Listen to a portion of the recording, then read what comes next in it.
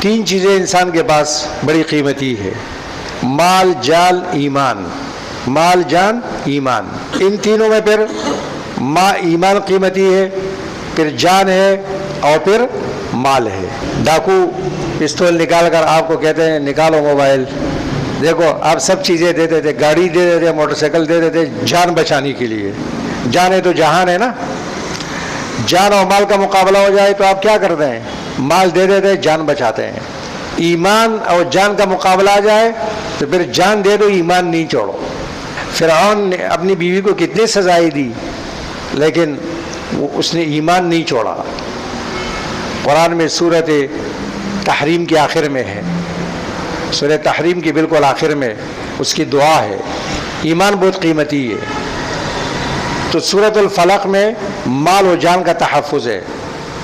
مال و جان، قل اعوذ برب الفلق، ایک صفت اللہ کی ذکر کی۔ فلق، وہ رب جو چیزوں کو پاڑ دیتا ہے، صبح کی روشنی نکال دیتا ہے، صبح کی روشنی کا رب۔ من شر ما خلق، تمام مخلوقات کے شر سے میں پناہ مانگتا ہوں۔ اللہ نے آپ کو حکم دیا کہ اللہ سے پناہ مانگو۔ ہم اور آپ پناہ میں کس کے محتاج ہے؟ اللہ کے محتاج ہے۔ یہ حکم نبی کو ہے، انبیاء بھی پناہ میں اللہ کے محتاج ہے۔ فوق سبب پناہ ہمیں اللہ دیتے ہیں۔ اور پھر تین چیزوں کو خاص کیا: من شر غاسق اذا وقب، اندھیرے کی شر سے جب وہ چھا جائے۔ رات کے اندھیرے میں چوریاں ہوتی ہے، ڈاکے ہوتے ہیں، اور قتل و غارت گری ہوتی ہے، ساری جرائم ہوتے ہیں۔ ومن شر النفاثات بالعقد، پھر جادو۔ ومن شر حاسد اذا حسد، اور حسد کرنے والے کی شر سے جب وہ حسد کرے۔ رات کا اندھیرا، جادو اور حسد۔ اور حسد کی وجہ سے نظر بد بھی لگتا ہے لوگوں پر۔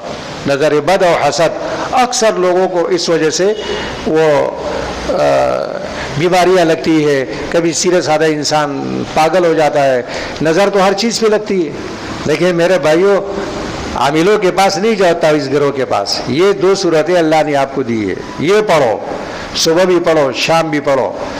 پھر ایمان بڑا اہم ہے، تو اس کی سورۃ الناس میں پھر ایمان کے تحفظ کا سامان ہے۔ قل اعوذ برب الناس، ملک الناس، الہ الناس، تین صفتیں اللہ کی ذکر کی، کیونکہ مسئلہ ایمان کا ہے۔ اور ایک چیز سے پناہ ہے: من شر الوسواس الخناس، وسوسہ ڈالنے والا، خناس جو چپتا ہے، وسوسہ ڈالتا ہے۔ الذی یوسوس فی صدور الناس من الجنۃ والناس، لوگوں کے دلوں میں وسوسے ڈالتا ہے۔ وہ انسانوں میں بھی ہے، وہ جنات میں سے بھی ہے۔